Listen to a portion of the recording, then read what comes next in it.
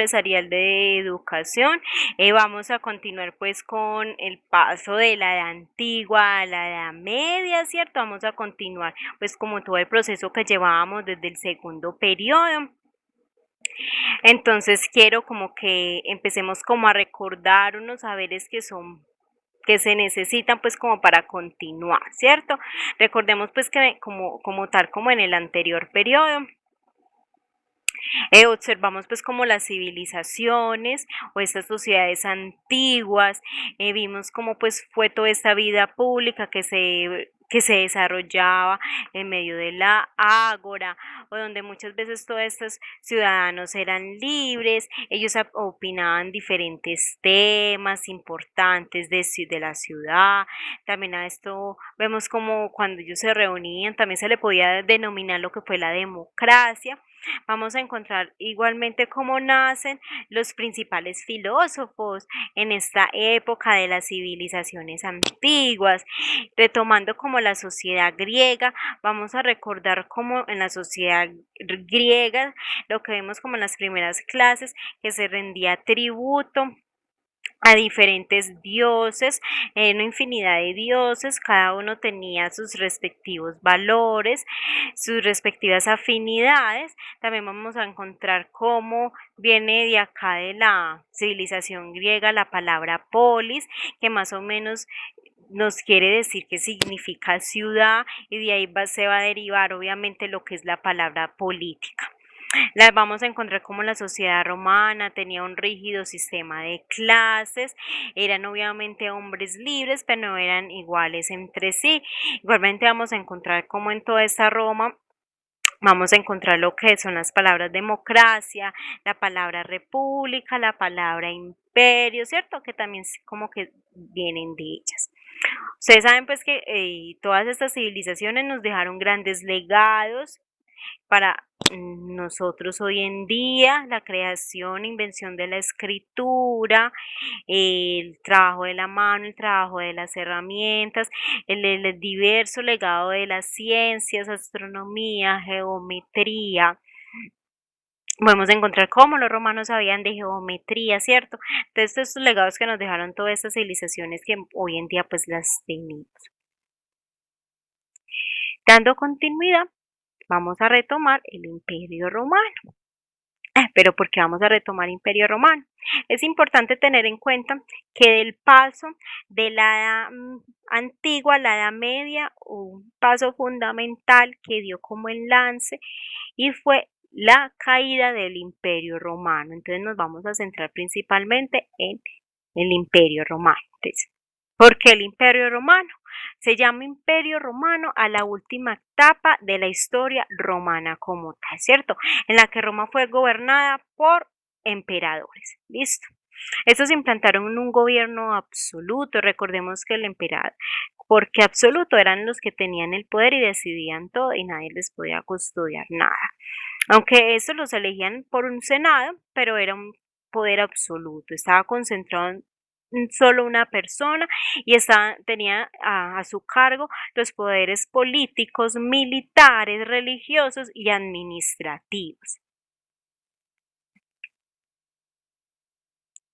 Bueno, ¿qué pasó pues como con esta caída del Imperio Romano? ¿Cierto? Vamos a encontrar algo importante que en este Imperio Romano, más o menos habían alrededor de 40 provincias. Vamos a encontrar más o menos que en la caída del Imperio Romano podemos encontrar que se dividió en dos, lo que son el Imperio de Occidente y el Imperio de Oriente. El Imperio de Oriente obviamente por Constantinopla y el Imperio de Occidente por Roma. Vamos a encontrar que las luchas internas por el liderazgo y la fuerza de gobierno en descomposición ayudó a sentar las bases para otros grupos bizantinos. Vamos a encontrar que el imperio romano obviamente no cayó de la noche a la mañana, ¿ve? Así como tal me levanté y ya se derrumbó. No, vamos a encontrar que varias, obviamente varias consecuencias para que obviamente la caída del imperio se diera. Primero se dividió, como yo lo decía anteriormente, entre Oriente y Occidente, que era gobernado obviamente por varios líderes, diferentes gobernantes. Este reinado doble era como un concepto nuevo que obviamente debilitó al imperio como tal, el imperio romano. En estas luchas internas por ese liderazgo y esa fuerza de gobierno en descomposición, pues obviamente ayuda a sentar bases para otros grupos que empezaron a emerger, ¿cierto? O empezaron como a invadir. Vamos a encontrar los bizantinos en este caso, por ejemplo, ¿cierto? Vamos a encontrar obviamente que la economía romana se vio afectada, se vio muy afectada por estos cambios,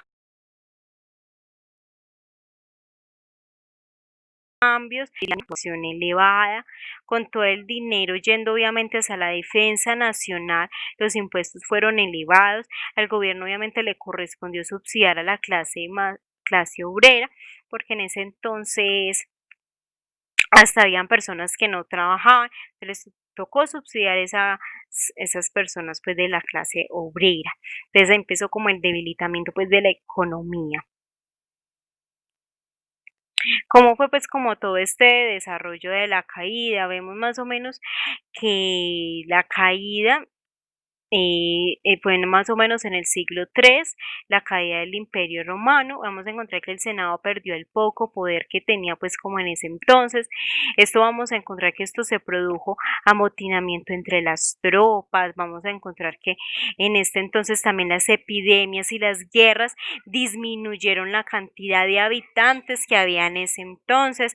Las ciudades se iban a sentir mucho más inseguras debido obviamente a las invasiones que se presentaban en ese momento en torno a las fronteras. Uno de esas invasiones fue más o menos lo del grupo de los bizantinos. Vamos a encontrar pues como un referente que son esas invasiones bárbaras que se dieron en todo este periodo, en ese tránsito de la edad antigua a la edad media.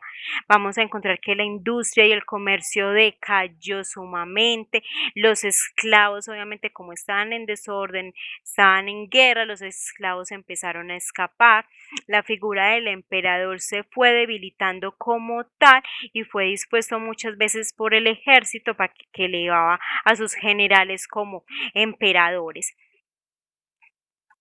Bueno, vamos a encontrar varias consecuencias que son de suma importancia que las podemos ver como con este proceso del periodo de transición hacia la Edad Media, que fue la estabilidad del cristianismo con todas esas invasiones